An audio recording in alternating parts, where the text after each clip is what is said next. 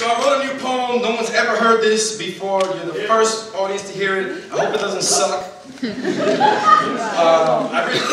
just never know. You write some shit and you're like, this shit could be whack. So, and I'm doing it as the last piece, but like, you know, what are you gonna do? At least you like the first 2 or 3 poems, right? All right. That's something new I wrote. So here we go.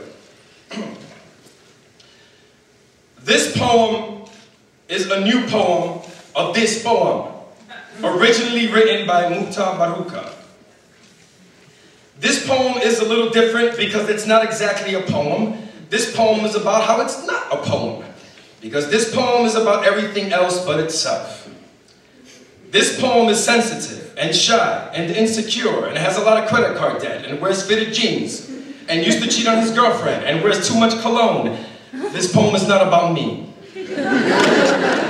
This poem will sometimes go on and off about politics because this poem hates politics. This poem does not give a fuck about Sarah Palin or her right hand or her left hand or her views from a former part of Russia which is now called Alaska.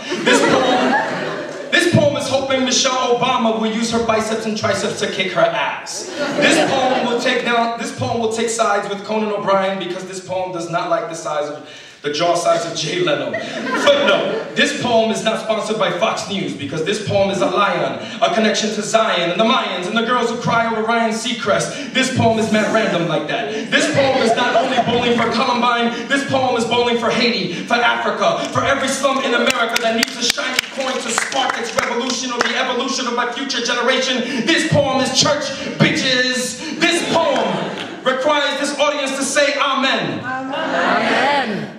This poem would like this audience to say amen a little bit louder. Amen! Like you mean it. Amen! I made you do it. This poem agrees with Bill Maher because religion could be religious when it's used to kill innocent people in the name of fictional characters. This poem will have Kenny from South Park punch Charlie Brown in the face, and this poem will not allow Kenny to die ever. This poem is not cute or sweet or adorable. This poem is gangster, brutal, real, honest, Dominican-born Puerto Rican who had to deal with a lot of bullshit from both sides of the family.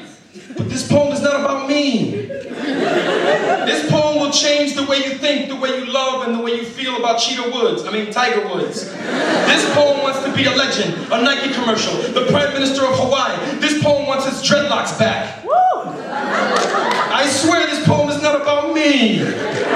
This poem is truth and has never understood fear. This poem does not want to be an American Idol, but this poem is scarier than Simon Cowell dressed in drag. This poem is waiting for good news to appear in the news. This poem is sick and tired of reality TV. I've said it several times. This poem is way too big for Twitter. Too many characters. Yo, Maya Angelou, I'm really happy for you, and I'm gonna let you finish, but this poem could be the greatest poem of all time.